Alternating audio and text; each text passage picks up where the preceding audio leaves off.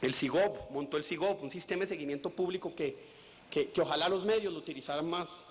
El control de gestión que hacía aquí la doctora Claudia Jiménez, todos al tablero permanentemente, cómo van sus metas, qué ha pasado, por qué esto no funciona. Pero también un elemento clave, la rendición de cuentas permanente y pública, no solo en los consejos comunitarios, sino lo que hicimos todos los años los ministros de tener que, y el vicepresidente de tener que darle la cara a los colombianos.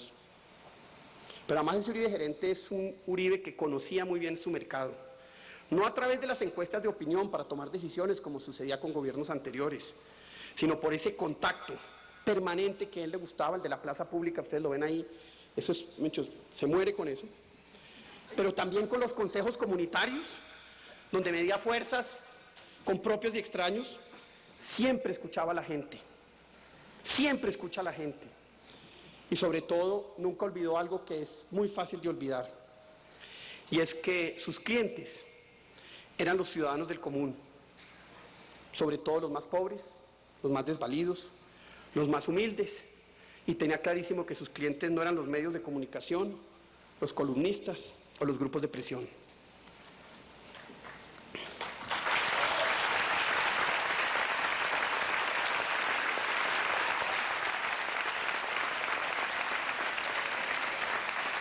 El Uribe líder, y quiero relatar una anécdota, cuando a mediados de los años 30 el nazismo estaba tomando fuerza, todos en Europa querían apaciguar al nazismo, y había un señor bajito, gordito, que en el parlamento inglés decía esto es el peligro, esto es el riesgo, este es el riesgo solito, contra el viento, esto nos va a llevar a la guerra. Ese gordito se llamaba Winston Churchill.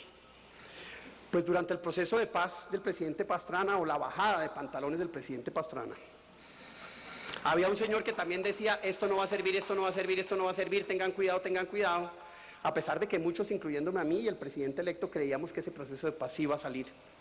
Pero usted desde el principio tuvo claro que eso no iba para ningún lado. Usted es un hombre de creencias firmes y no cambia como una veleta, y eso es un rasgo característico del liderazgo. ¿Les gusta la foto, presidente? ¿Le gusta esa fotico que le puse ahí? No cambia como veleta. Pero además, presidente, que no cambie, que es de convicciones firmes, usted aguanta todos los chaparrones, siempre con calma, siempre buscando salidas. Usted no se deja abrumar por las dificultades, pero tiene una característica muy bella, y es que le da siempre crédito a los otros cuando las cosas salen bien, a pesar de que muchas de esas cosas son producto de su capacidad de gerencia, de liderazgo, de asumir riesgos, pero siempre le da crédito. Pero además, usted no se arruga, le encanta torear en las plazas más difíciles, y siempre sale en hombros por la puerta grande con oreja y rabos en suadero.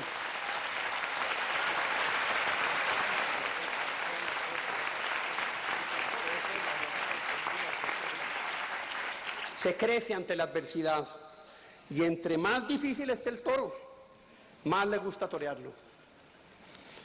Pero Uribe líder, además, tiene una característica poco vista en la política, y es que asumen las responsabilidades cuando las cosas salen mal. Ahí es cuando se echa la responsabilidad al hombro.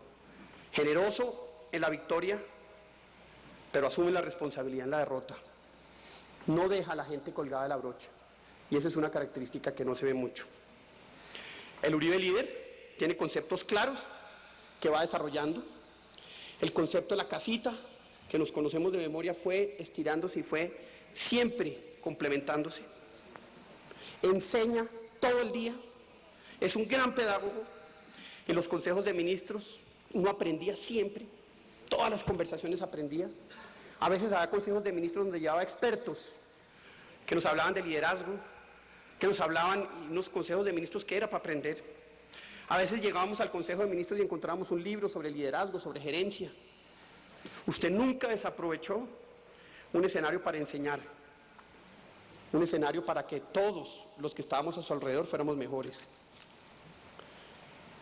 Uribe, el comunicador. Recuerdo también cuando su teoría del Estado de opinión, y todos los columnistas se daban golpe de pecho, entonces acabar con el Estado de Derecho.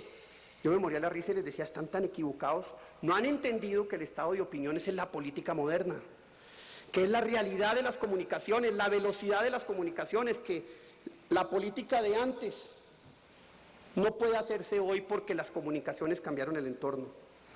Ya hablaban de temas etéreos mientras usted iba cabalgando en la ofensiva de la comunicación. Yo creo que no ha habido radio comunitario pequeña en Colombia por la que usted no haya hablado. Que se oye en Córdoba, o la que más me gusta, presidente, que quiero que usted la anuncie, como lo anunciaban, Radio Libertad en Barranquilla. ¿Cómo era que decían, presidente? ¿Cómo era que decía? A ver. Tendría que estar Alicia Arango. No, tres cuartas. La de tres cuartas partes. A continuación en Radio Libertad. Radio Libertad. Nosotros en Radio Libertad tenemos 3/4 partes de la sintonía de la costa atlántica y en la otra cuarta somos la mayor parte. Y vamos a entrevistar al presidente Álvaro Uribe.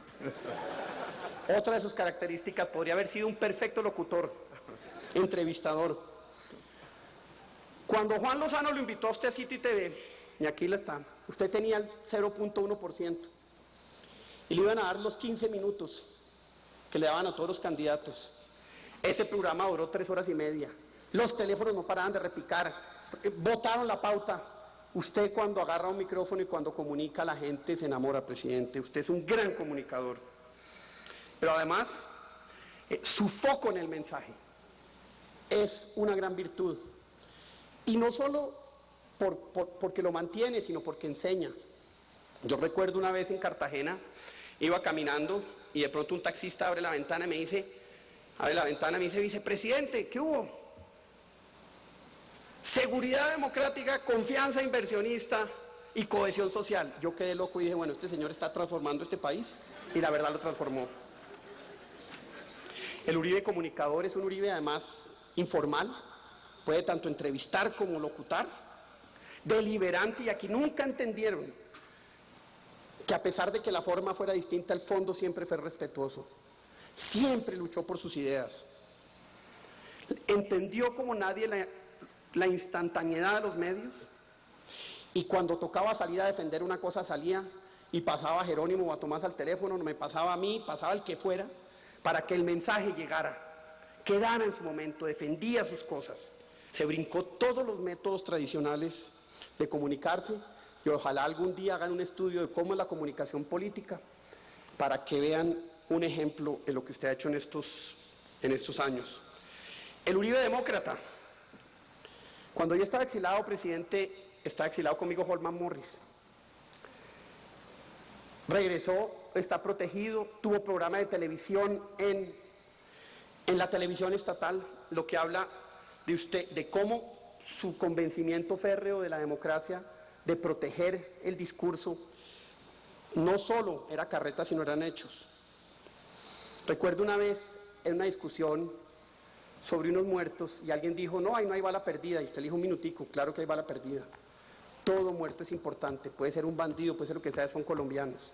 Eso habla de su convicción en el respeto a la vida, su respeto a la prensa.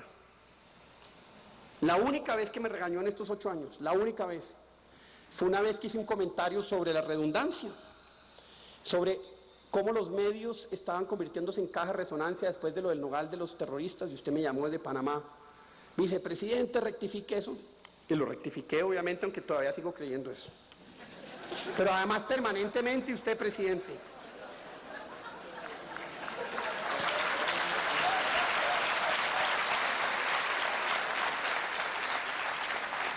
A usted los sindicalistas le daban palo por fuera y usted todos los meses se reunía aquí con ellos. ¿Por qué? Porque a usted le interesaba era avanzar. Aquí mataban a un sindicalista y yo recibía la primera llamada del presidente. ¿Qué pasó? Y entonces, ese era el compromiso suyo con las garantías, esa es su vocación democrática profunda.